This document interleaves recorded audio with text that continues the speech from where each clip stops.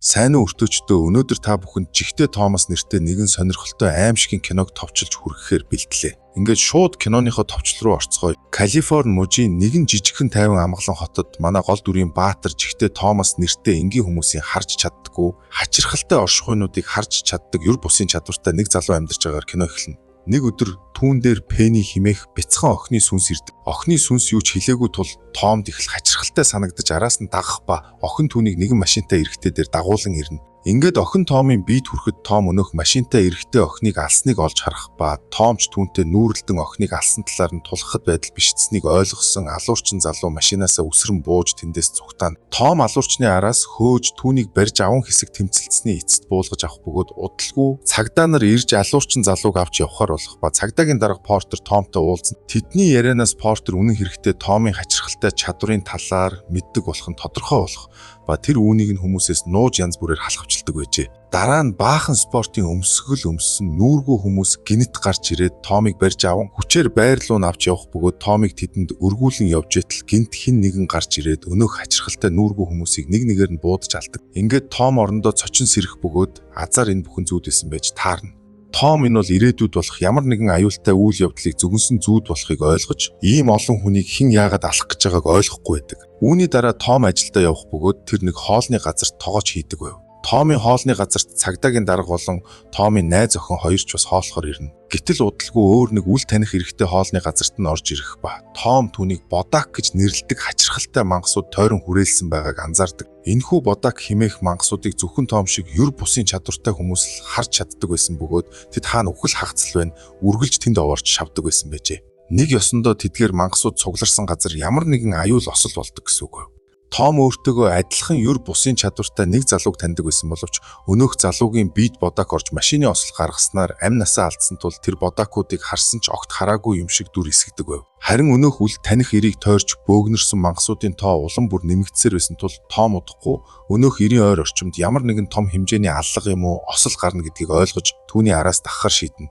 Ингээд түүнийг гарч иртэл Томын найз баялаа түүнийг зогсоогоод өөрт нь тулгараад байгаа асуудлын талаар ярих ба тэр ч мөн Томтой адил улаан спортын өмсгөлтэй нүүргүй хүмүүс болон аллагын талаар байнга хард арж зүүдлэх болсон байдаг. Том үүнийг сонсоод маш их гайхаж энэ бүхэн Бодакуудын тойрон хүрээлсэн эрэгтэйтэй ямар нэгэн байдлаар холбоотой байх гэж сэжиглэн өнөөх эрдмөөг гэж хоч өгөөд араас нь үргэлжлүүлэн дагахаар шийддэг. Ингээд тэр мөөгийн араас дагсаар гэрийнх нь гадаа ирж мөөгийг гарч явсны дараа гэрт нь нууцаар орж ямар нэгэн хэрэгтэй сэжүр хайж эхэлдэг. Мөөгийн гэр нь маш эмх замбраагүй байсны дээр тэр ганцаараа биш өөр хэд хэдэн хүнтэй хамт амьдардаг бололтой харагдана. Том түүний шүүгэнүүдийг ухаж төнхөж байгаад хотын бүх хүмүүсийн мэдээлэлд хавцсан. Бас 15-ны өдрийг тэмдэглэсэн календар олох бөгөөд энэ мөөг маргааш ямар нэгэн аюултай зүйл хийхээр төлөвлөж байгаа гэсэн үг болж таардаг. Гэтэл гинт нэг өрөөнөөс хачирхалтай чимээ гарах сонсогдно. Хүчтэй энергийн долгион мэдрэгдэж байшин тэр чигтээ хүүт тааж бүх зүйл хөлдөх шиг л болох ба Томыг өрөөний хаалгыг онгойлгон ороход хан дээр нь жижигхэн нүх үүсэж өнөөх нүхээр асар олон Бодакууд хүний ертөнц рүү нэвтрэн орж ирэх нь харагдана. Том ч маш их айж сандран энэ бүхнийг нууцаар ажиглах бөгөөд тэр бүх Бодакуудыг алга болсны дараа баригдахаасаа өмнө бушуухан байшингийн цонхоор гарч зүгтаадаг. Ингээд Том мөөгийг ямар нэгэн өргөн хүрээтэй халдлага зохион байгуулахаар төлөвлөж иж магадгүй гэж сэжиглэн энэ тухай хэлэхээр цагдаагийн дарга Портер дээр очино. Том мөөгийн байшинд олж харсан бүх зүйлсээ цагдаагийн даргад хэлж түүнийг ямар нэг халдлага хийхээр төлөвлөж байж магадгүй гэж анхааруулахад цагдаагийн даргач үргэлж Томын зөв байдаг гэдгийг мэддэг учраас түүний чадварт итгэж мөөгийн талаар мөрдөхөр болно. Ингээд тэр ямар нэгэн нотлох баримт олдсон даруйд мөөгийг барьж авна гэж Томыг тайвшруулад хоёр мөрдөгчөөр мөөгийн үйл хөдлөлийг сэмээрхэн ажиглуулахар болдог. Дараа нь Том найз охин Стормитойгоо уулзахаар явж тэд хамтдаа хоол идэхээр нэгэн сүмийн дээвэр дээр гарах ба гинт Том мөг тэднийг чиглэн их л уртаагаар ирж явааг олж хардаг. Том ч найз охиноо дагуулan тэндээс яаран зүгтааж тэд явсаар нэгэн боулингийн газрын гадаа ирнэ. Ингээд тэд дотогш ороход боулингийн газрын ажилчдын хувцас нь Томын зүүдэндээ алуулж байгаагаар хараад байсан өнөөх улаан хувцастай нүүргүй хүмүүсийнхтэй яг адилхан байх нь тэр. Энэ бүхнийг хараад Томд муу зүн совин төрж боулингийн газарт ямар нэгэн аюултай халдлага болж магадгүй гэж сэжиглсэн ч тэнд байгаа хүмүүсийн эргэн тойронд Бодакууд байхгүй байсан тул ихэд хачирхалтай санагдана. Ингээд Том цагдаагийн дарга Портер руу залган боулингийн газрын талаар хэлэхэд Портер ч боулингийн газар руу мөрдөгч Саймоныг явуулдаг. Саймон Томын юр бусын чадварын талаар мэдэхгүй тул түүнийг цагдаа нараар тоглоод байна гэж бодох ба тэр Томын сэжиглсэний дагуу мөөгийн гэрийг нэгжиж түүний талаар шалгаж үзсэн боловч нотой зүйл юу ч олоогүй гэж хэлнэ. тэр Томд итгэхгүй байсан бөгөөд бойлонгийн газарт халдлага гарна гэдгийг яаж мэдээд байгаа талаар нь асуухад Том ч юу гэж хэлэхээ мэдэхгүй тэнэгэлзэж харин найз охин нь ярианы сэдвийг өөрчлөхийн тулд Саймоноос гар дээрх шивээснийх нь талаар асуухад Саймон хариулахаас булзааруулаад өнгөрдөг. Үүний дараа Том Стормын хоёр халдлагын талаар илүү их зүйл олж мэдхийн тулд энэ талаар зүүдэлсэн Вайола дээр очиж уулзна. Вайолач зүүднийхээ талаар дэлгэрэнгүй ярьж өгсөн боловч тэд халдлага яг хаана гарахыг олж мэдчих чаддгүй ба Том ямартай ч халдлага удахгүй болно гэдгийг ойлгож Вайолаг хоёр охиноо аваад хотоос яаралтай явахыг зөвлөдөг. Ингээд Том Стормын хоёр гэрлүүгээ харихаар явж замдаа түр зогсдол гинэт нэг эмэгтэй айж сандарсан дуугаар хашгирах сонсогдох ба энэ нь мөөгийг мөшгөхөөр болсон хоёр мөрдөгчийн нэгнийх нь найз охин байдаг. Эмэгтэй араас ууртай нохоонууд хөөж яг нэгэн түүнийг гүйцэж ирэхэд гинт буун дуу гарч эмэгтэй суманд оногдож өгдөг. Энэ бүх үүмэн шууганыг сонссон Томыг яаран гүйж ирэхэд нэг залуу эмэгтэй тусалж нохоонуудыг буудах гэж байгаад алдаж буудан эмэгтэйг онцсон болж таардаг.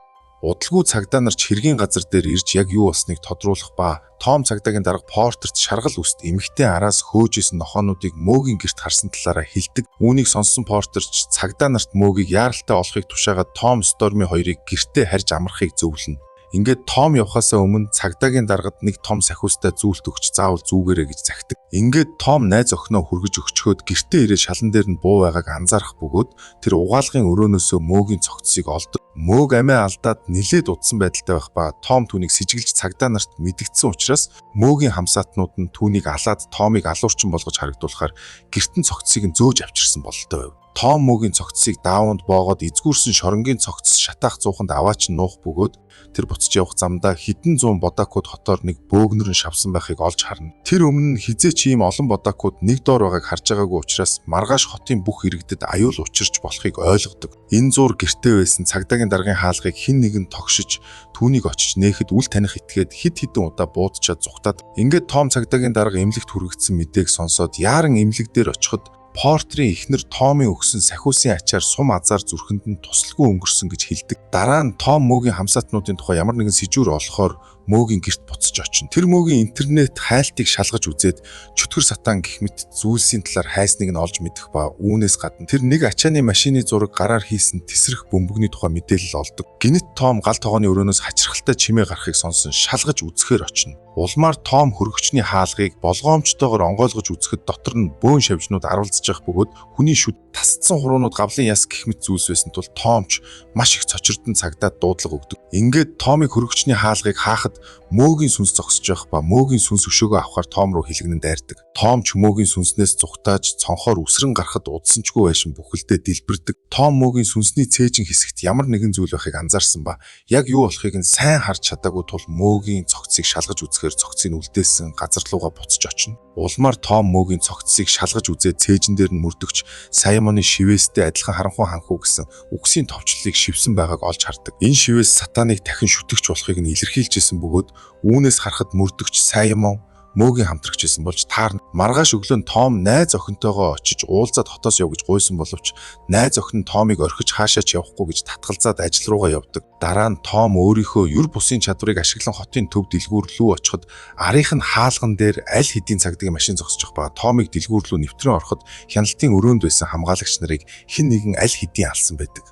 Том хар маск өмссөн алуурчныг олж хараад бейсболын цохиур барин хаалганы ард нуугдж байгаад түүнийг гиндүүлэн цохиж унгаана. Ингээд маскын тайлж үзэхэд энэ нь Саймон биш, харин Портерийн мөөгийг ажигл гэж даалгасан шинэ мөрдөгч залуу байдаг.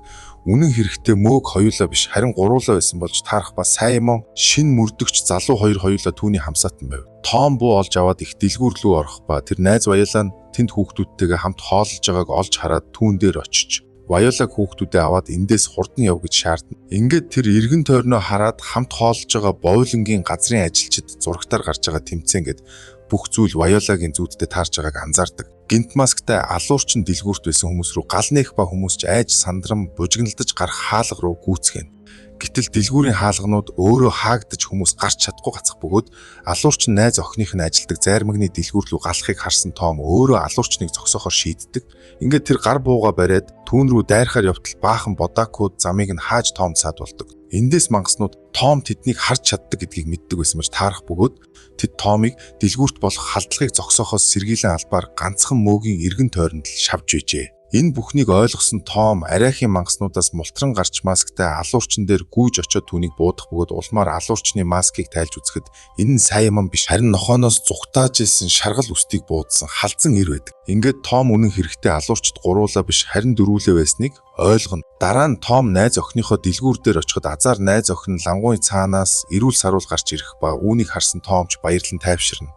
Гэтэл аюул дуусах болоогүй байдаг бөгөөд шаргал үстийн сүнс гарч ирээд нэг зүг рүү зааж Том руу сандран хашгирахад Томч сүнсийг дагаж явсаар чиргүүн цоочтой цагаан ачааны машин олно. Тэр ачааны машины чиргүүлийг онгойлгож үзээд дотор нь цагтаа тесрэх бөмбөгнүүд байгааг олж хардаг. Ингээд тэд алуурчдын төлөвлөгөөг ойлгох ба тэд хотын бараг хүн амын хагас нь их дэлгүүрт цугладаг амралтын өдрийг тааруулан террорист халдлага хийж бүгдийг нь дэлбэлэх зорилготой байсан байна. Ингээд Том машиныг дэлбэрэхээс нь өмнө унж яваад хол аваачаар шийдэх бөгөөд гítэл ард нь байсан Бодак түүний санааг ойлгож ойролцоо байсан Саймоны бие рүү ороод Том руу буудаж эхэлдэг. Гэсэн ч Том бууны сумнуудаас бултан ачааны машиныг унж дэлгүүрээс хол гүүрэн дээр аваачаад өөрөө машинаас үсрэн буух ба мөрдөгч Саймон ачааны машиныг зогсоохоор ирсэн боловч хитрхи хожимдож машин гол руу унан дэлбэрэхэд хамт дэлбэрнэ. Ингээд Том хэдэн өдрийн дараа эмнэлэгт сэрж найз охиноо олж харна. Том террорист халдлагыг зогсоож олон хүний амийг авран хотынхоо баатар болсон байдаг. Нэг өдөр Том дээр цагдаагийн дарга эхнэрийнхээ хамт ирж нэгэн шоконд ормоор мэдээг дуулах бөгөөд үнэн хэрэгтээ Томын найз охин нь тэр өдөр бууны суманд оногдож нас барсан болж таарах ба энэ бүх хугацаанд тэр